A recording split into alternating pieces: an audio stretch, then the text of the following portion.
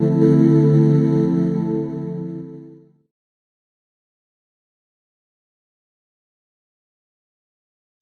now it's my pleasure to introduce Lee Boot to the stage.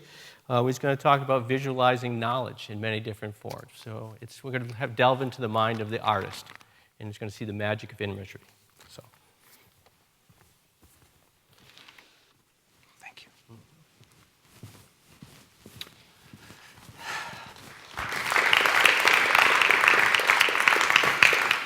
Hi everyone, how you doing?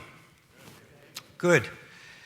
The Imaging Research Center is artists, software engineers, and people from all disciplines working together to determine how we can use information technologies to increase the impact of valuable knowledge. Technology can be a beautiful thing. Let's do a brief review. Fire. Solved the cold problem, and beautiful to look at as well. Roofs. I'm bald. Roofs. Brilliant. Can we have a round of applause for roofs, please? Show some love for roofs. But our new information technologies, our phones, for example, while they give us amazing access to astounding amounts of information, that capacity fails to translate into real progress on our biggest challenges. Essentially, they're not doing for us what these great technologies did for our ancestors. Even though we know how to prevent most of the chronic diseases that cause premature death, we know how to solve climate change, we know how to reduce poverty with education, and the experts are delivering this information from on high, but it's not helping. Why? Let's think about the way we represent and structure information for just a minute. The book is the gold standard, very detailed, right? But did you ever notice that books only show 2 pages at once?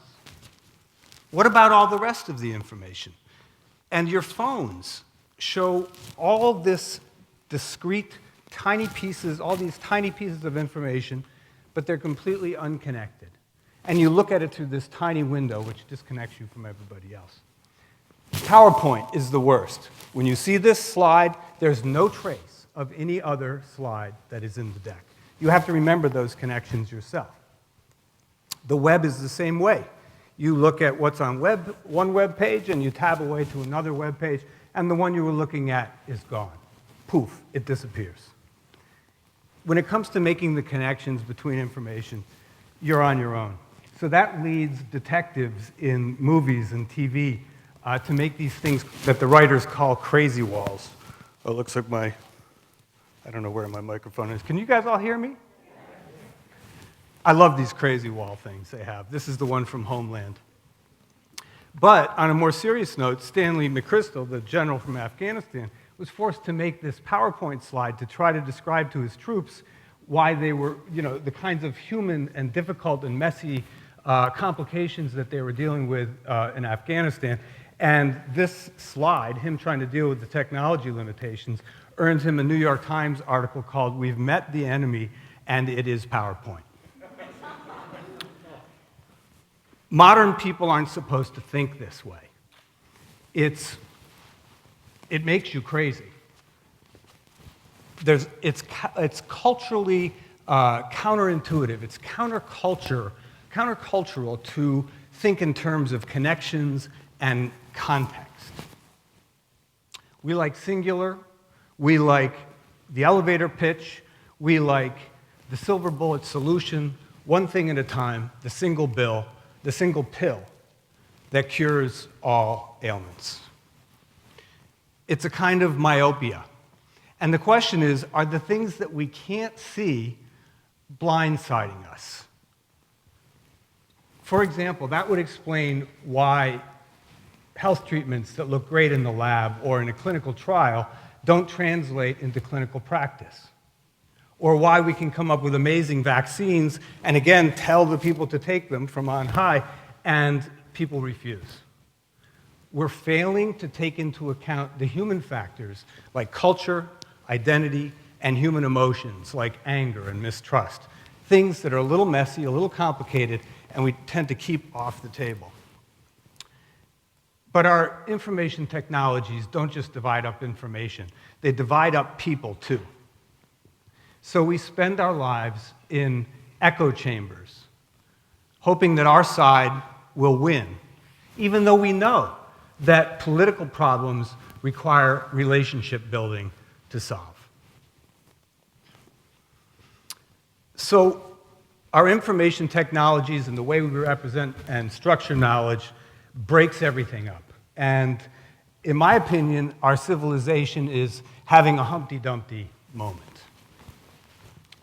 So the Imaging Research Center is looking at this as a grand challenge, and two recent computer science graduates, Boris Boyko and Jeremy Neal, have tried to address it with a framework, a new software framework. That's actually pretty simple. This is a 3D virtual space, and the ground plane is a Google map. And ideas are things, very sophisticated terminology, things. Things can be, the thing there is a fact or a piece of knowledge. Things can be any color, any shape. They can be shiny. You can name them anything you want, and you can put a bunch of them in the same space. And you can draw the connections between them in explicit ways. You can make them children and parents to one another, so you can mimic the way an outline works, and you can connect them to the map using latitudinal and longitudinal data. So to try out this software, and for other reasons that we care deeply about, we have a project called The Art of Transformation. And that's UMBC staff, faculty, and students working with community organizations and community residents in Baltimore to try to develop culture-based solutions to, and approaches to community development. Culture-based solutions are not the norm, so it's an exciting project. What you're seeing here is a feature of the software. It allows you to do tours through visualization models, and this is the one we've created for the project. So you see Baltimore City and a bubble above it that says challenges and opportunities. The challenges and opportunities of Baltimore City can't be dealt with one at a time. You can't just deal with education and not deal with transportation, public health, or crime. These things are all connected. Everybody knows they're connected, but this is the only place that you can see them as connected.